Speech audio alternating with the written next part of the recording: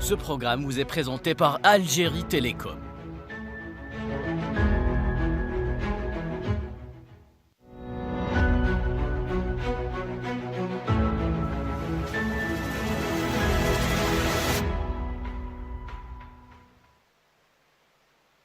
Bonsoir à toutes et à tous, vous regardez Al24 News. Merci de nous rejoindre pour cette nouvelle édition africaine en direct du Centre international des conférences Abdellatif Rahal d'Alger. La 4e édition de la foire intra-africaine de commerce se poursuit ce lundi pour le 5e jour consécutif au Palais des Expositions de la capitale. Au programme aujourd'hui, plusieurs visites officielles, la signature de conventions de partenariat ainsi que des rencontres économiques thématiques.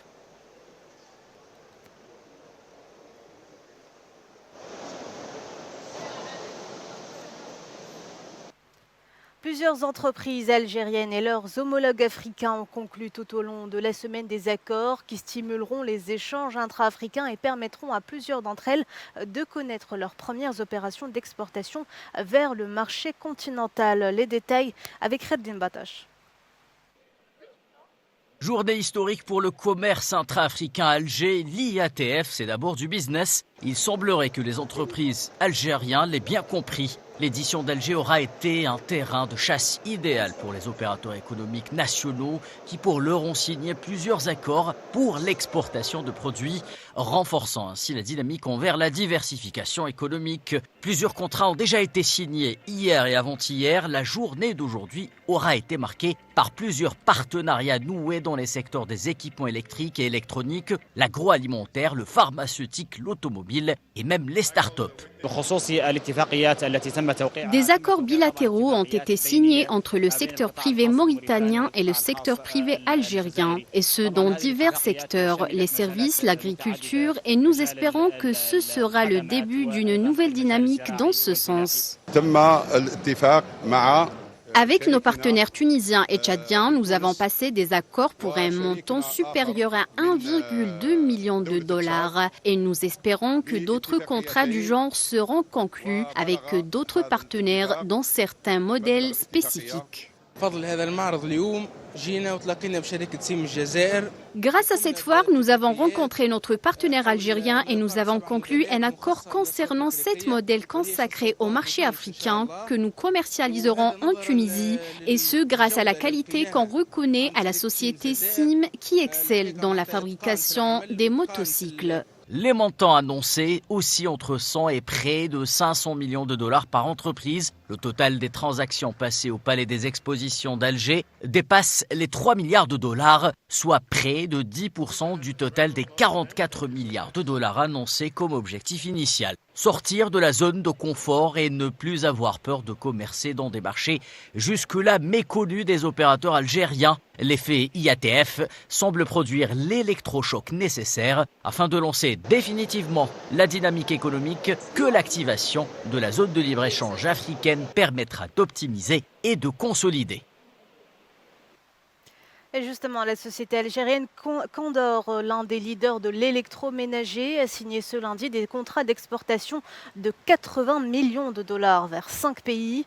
Ces accords conclus avec des entreprises ivoiriennes, sénégalaises, égyptiennes, tunisiennes et libyennes visent à renforcer la présence du groupe algérien sur les marchés africains. Condor participe à l'IATF, au Salon commercial intra-africain 2025, en présentant toutes les marques que nous produisons localement, que ce soit les marques locales ou les marques internationales, et tous les produits que nous exportons sur les marchés internationaux, et entre autres les pays africains. L'IATF nous a permis de rencontrer des opérateurs économiques qui viennent de toute l'Afrique. Nous avons eu des discussions ou des manifestations d'intérêt de la part d'opérateurs du Gabon, Nigeria. D'ailleurs, demain, on aura une visite officielle du président du Forum des chefs d'entreprise et de la Chambre de commerce et de l'industrie nigérienne à Bouch-Bouaririche qui viendront visiter les infrastructures industrielles de Condor. Et aujourd'hui, nous assistons à la signature de 6 conventions, 2 nouveaux marchés pour Condor, le marché ivoirien, le marché sénégalais, en plus des 4 marchés où on renouvelle à nouveau notre partenariat avec le marché égyptien, libyen, tunisien et mauritanien pour une valeur globale de plus de 80 millions de dollars par an. Toujours en marge de l'IATF, El Saoudi Electric Algeria prévoit d'investir 2,5 milliards de dollars en Algérie. Une déclaration d'intention a été signée cet après-midi entre la société et l'agence algérienne de promotion de l'investissement l'API, une initiative qui s'inscrit dans le cadre du renforcement de la coopération entre l'Algérie et ce groupe leader dans les industries électriques et les énergies renouvelables.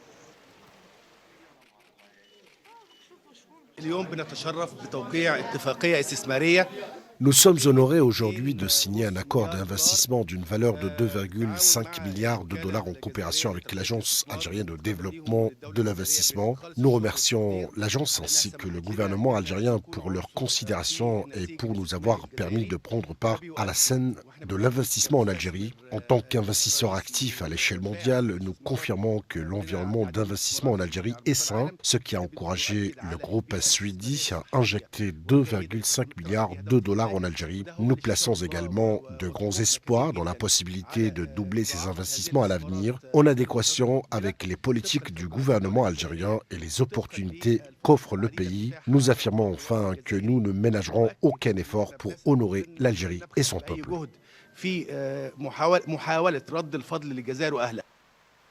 Et lors de sa visite des différents stands de la SAFEX, le PDG d'Afreximbank, Bénédicte Orama, a insisté sur la nécessité de renforcer le commerce intra-africain. Il a salué le rôle central joué par l'Algérie sous l'impulsion du président Abdelmajid Tebboune, dont le soutien à l'IATF témoigne d'un engagement clair en faveur de l'intégration économique du continent et du développement de partenaires africains solides.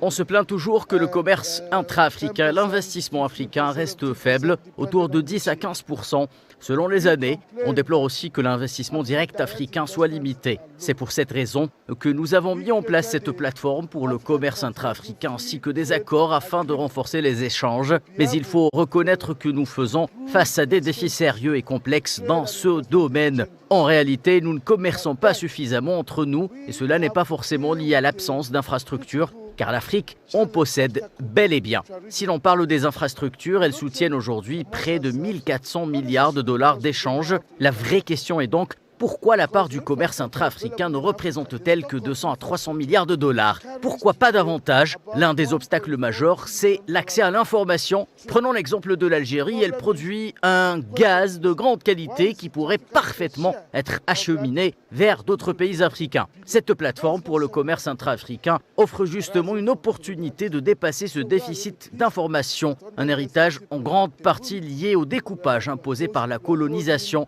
C'est pourquoi nous sommes particulièrement satisfaits que son Excellence, le président de la République, Abdelmajid Tebboune, ait parrainé cette initiative au service de l'investissement africain. Nous espérons que cette démarche ira encore plus loin que d'autres rencontres passées et qu'elle permettra de dynamiser les voies traditionnelles et d'améliorer concrètement le commerce entre Africains.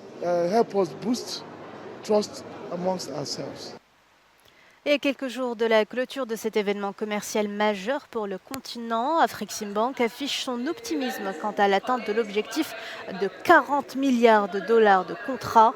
Le bilan de cette foire devrait d'ailleurs être annoncé selon la vice-présidente exécutive d'Afreximbank lors de la cérémonie de clôture prévue pour le 10 septembre.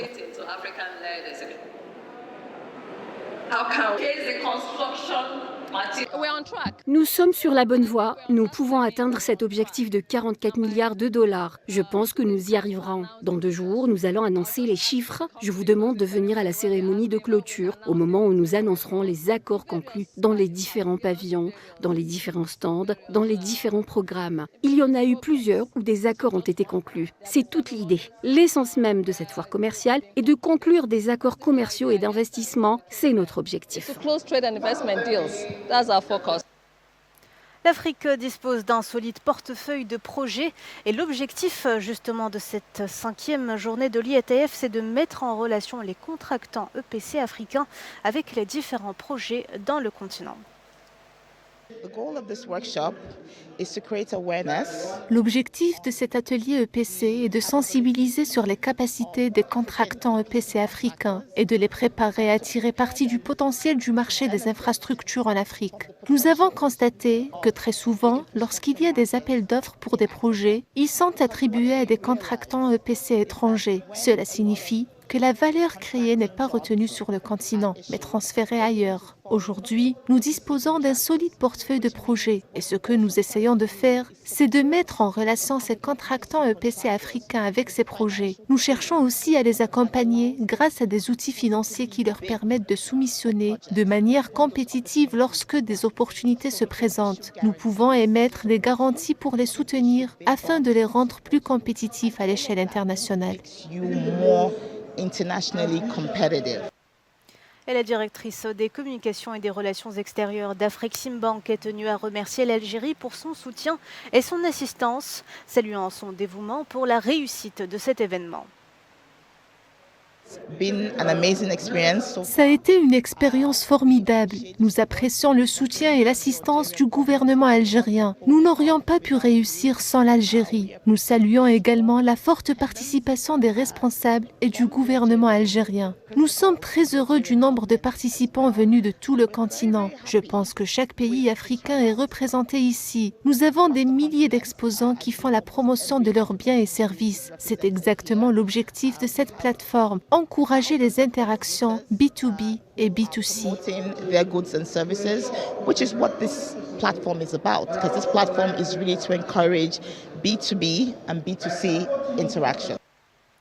Le groupe algérien Sonatrach a signé ce lundi à Alger un protocole d'entente avec la compagnie nationale kenyane de pétrole, NOC, pour l'approvisionnement du marché kényan en gaz de pétrole liquéfié et en produits pétroliers, ainsi que la réalisation de projets conjoints dans le domaine de l'exploration et de la production d'hydrocarbures. La cérémonie de signature tenue au siège de la direction générale de Sonatrach a été présidée par les PDG des deux compagnies.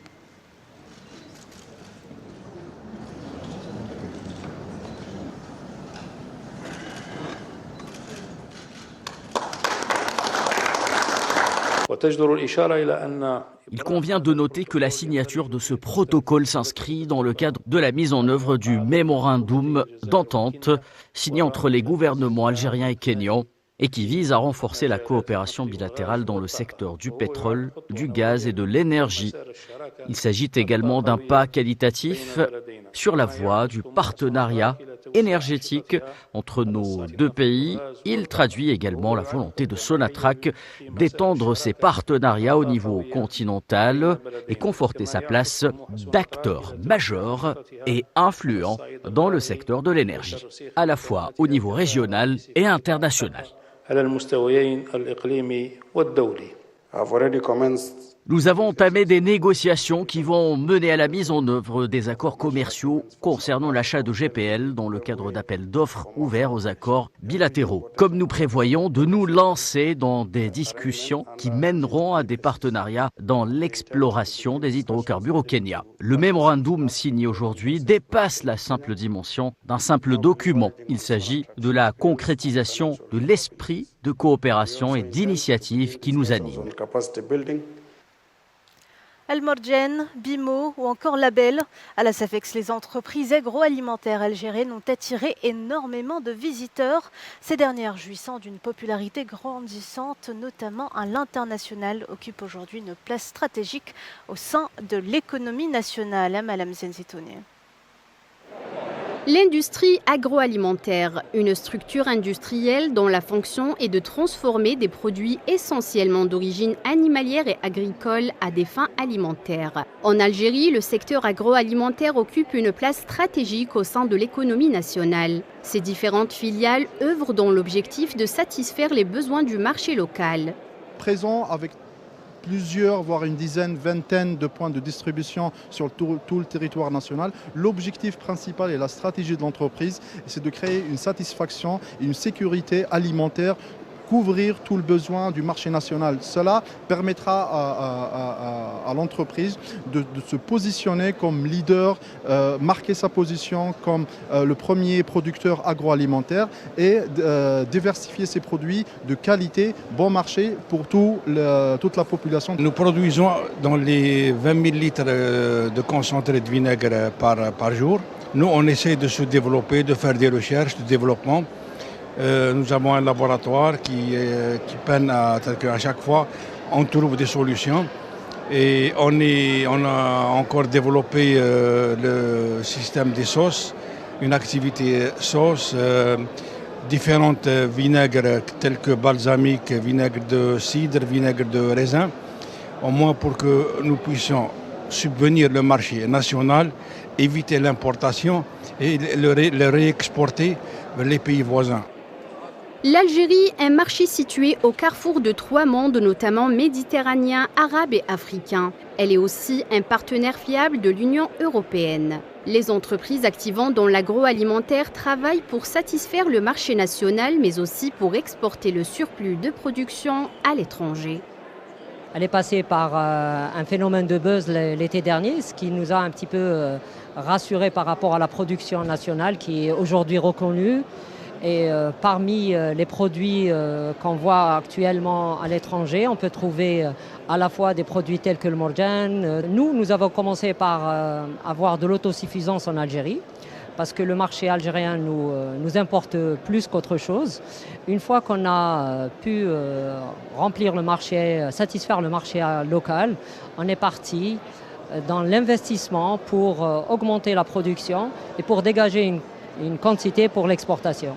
Aujourd'hui, on l'exporte un petit peu partout dans le monde, aussi bien en Arabie qu'en Asie, qu'aux États-Unis.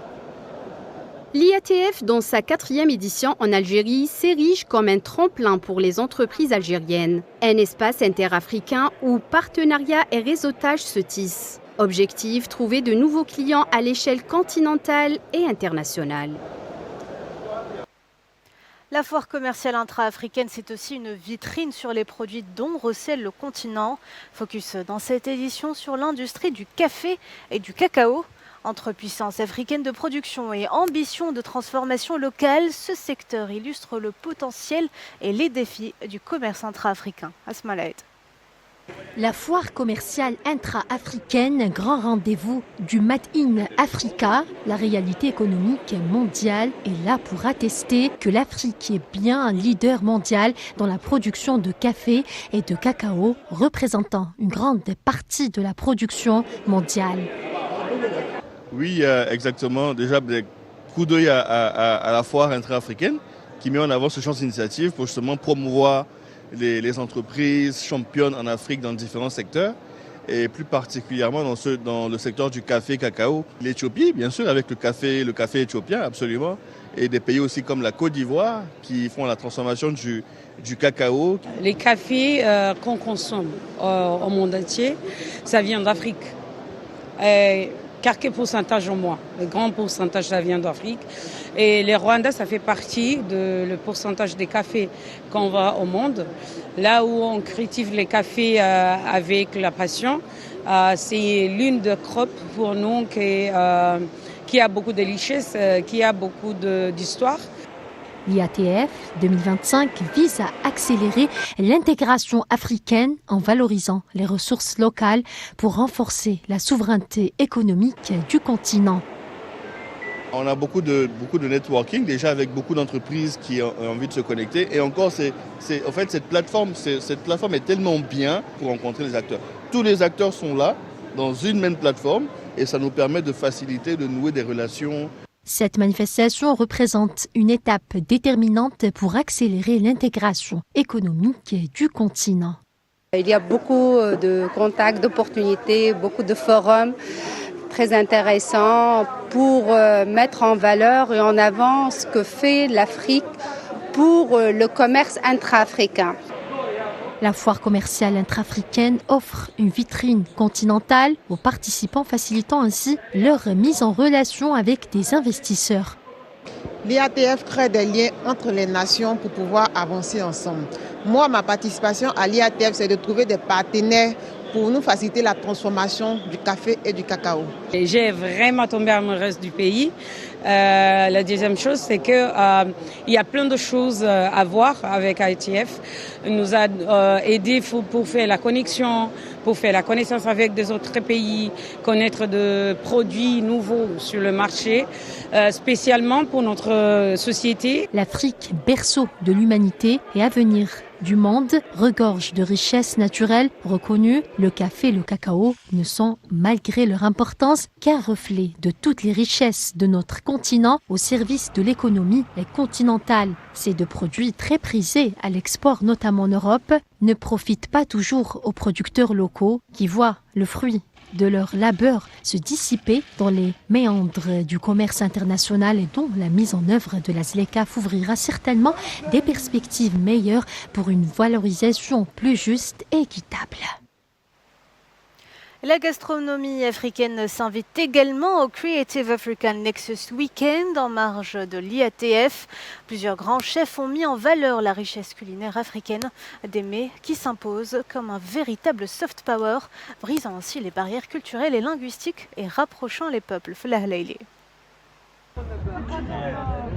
La gastronomie africaine s'invite au Canex 2025 et devient un langage universel, un espace où chaque plat traduit une identité, une histoire, un art de vivre, partagé par tout un continent.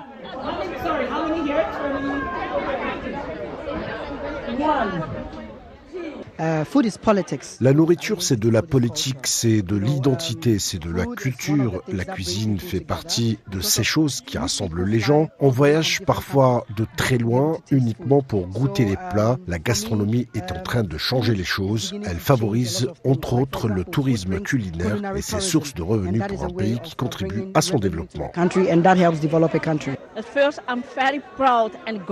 Je suis très fière et reconnaissante d'avoir été invitée à ce grand événement, un lieu de rencontre et de connexion avec l'Afrique. J'ai réalisé une démonstration culinaire en direct d'un plat avec lequel j'ai obtenu la deuxième place dans la compétition.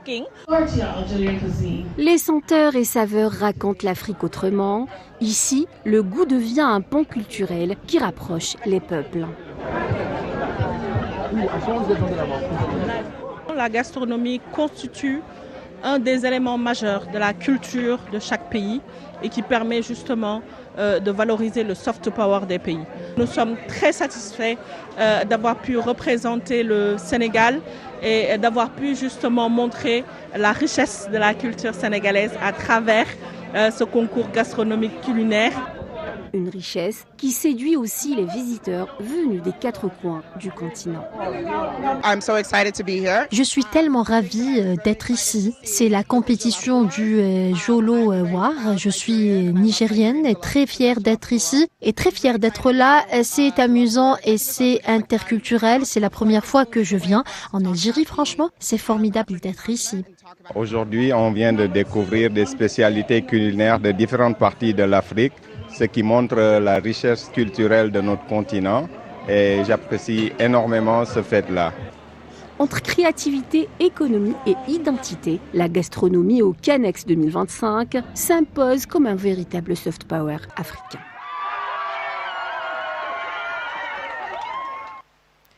De l'agriculture à l'entrepreneuriat, zoom à présent sur les femmes africaines. Ces dernières constituent un pilier essentiel de l'économie du continent, étant des actrices de l'innovation et de la résilience. Maria Schouyer est justement partie à leur rencontre au Palais des Expositions. Présentes dans tous les secteurs d'activité, les femmes africaines s'imposent de plus en plus comme de véritables moteurs de croissance. Entrepreneurs, investisseuses ou dirigeantes, elles contribuent chaque jour à transformer le visage économique du continent. Je vais vous dire, depuis, je crois, 2014, si je ne me trompe, parce que j'ai été finaliste du Women Business Award et on avait été invité jusqu'à Genève, dans le siège des Nations Unies, pour recevoir nos diplômes. Et je crois que depuis cette date, le thème principal était que le développement des pays ne se fera pas sans les femmes. Je suis une entreprise de recyclage valorisation, transformation du déchet plastique.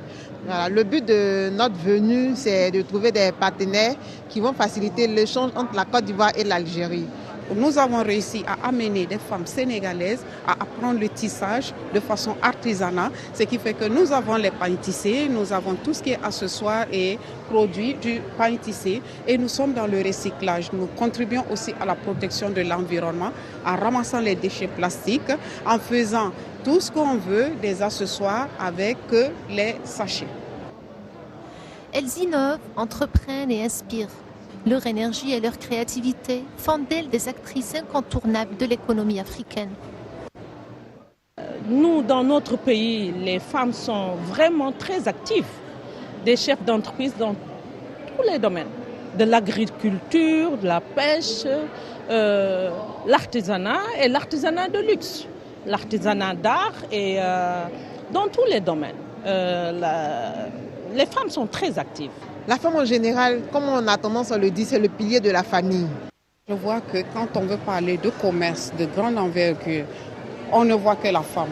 Dans les différents pays, si nous remarquons, la femme c'est celle qui est battante, c'est celle qui est visionnaire et c'est celle qui ne baisse pas les bras. Elle ne se décourage pas, elle tombe, elle se lève, elle avance et elle est le pilier de l'avenir, le pilier de cette économie, du développement du commerce. Des paroles fortes qui traduisent une conviction partagée. L'avenir économique de l'Afrique se construit aussi grâce à l'engagement de ces femmes. Voilà, c'est la fin de ce journal. Excellente soirée à tous.